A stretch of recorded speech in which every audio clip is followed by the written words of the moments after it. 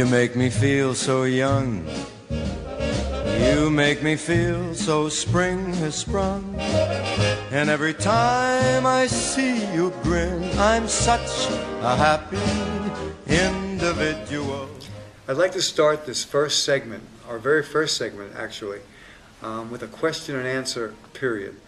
From here on in, all the segments are going to be exercise oriented. I'm going to give you many routines, many programs, and some great workouts which will really help you turn from fat to fit. And I'm really using that as a goal, which brings me to my point.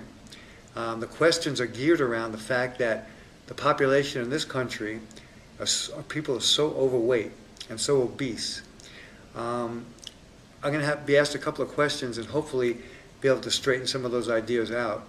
And hopefully the following workouts will help you get from fat to fit and show you how so practically and simply and easily I can help you turn fat into muscle, to show you how you can get lean and develop muscle with the simple workouts that I'm going to be showing you from here on in. But let's use today just to answer some questions that are really important to me and to the whole country. First question. So Mike, you look at the newspaper and you see that 2/3 of the country is either obese or overweight. What are the health risks to being overweight or obese? The health risks are almost too numerous to mention on YouTube. I know we're limited time on YouTube, so I don't want to take too much time. Again, the health risks are innumerable. Basically, every major disease is affected by being overweight or over fat. A lot of football players, bodybuilders are overweight, but that's because they have muscle. That's different. If you're over fat or obese, this can lead to heart disease, cancer, diabetes, high blood pressure. I mean, being overweight or over fat can really hamper your life dramatically in every way. And not just the physical, but people who are overweight or over fat very often psychologically have problems. When they go to try clothes on, they feel impotent. You know, women don't look good in certain things, men don't feel good in certain things, their belts don't fit. Psychologically, day after day, when you're feeling like that, it affects the way you act, the way you feel, just the way you do your work, the way you are with your family. So psychologically and physically, it's very important to go from fat to fit. And we're going to do that here, and I'm going to do that for you. Okay, but say somebody is 20 pounds overweight, and which is actually a very typical number, believe it or not. Right. 20 pounds seems to be about right, believe it or not, for men and women. Right. You picked a good number there. Say that person comes to you and says, Mike, what can I do? How can I start losing this weight? What would you advise them to do? The two main things with getting too fat are basically very simple. Number one, of course, increasing your activity level is very important.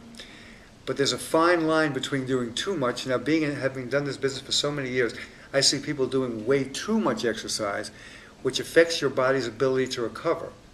When your body's ability recovery is affected, it's hard to actually put on muscle and burn fat. You have to do just the right amount so that you hit the positive without hitting the negative. If your body's always trying to recover, what it does is actually can put fat on to protect itself. Because your body doesn't know anything about exercise or weights or anything. It just knows survival. If it knows that it's really tired all the time, it tries to put fat on to protect itself. So you need just the right amount of exercise. Whether you're disabled, whether you're healthy, it doesn't matter. You want to do the right amount to stimulate the good without the bad. So small, hard, intense workouts on a regular basis are very important. That's one area, and I'll teach you that. The other area that's very important is, believe it or not, even though you think the two are an oxymoron, most people here are undernourished. Most people are suffering from malnutrition. Feeding the body on a cellular level, feeding the body in the blood to the cells is a lot different than eating.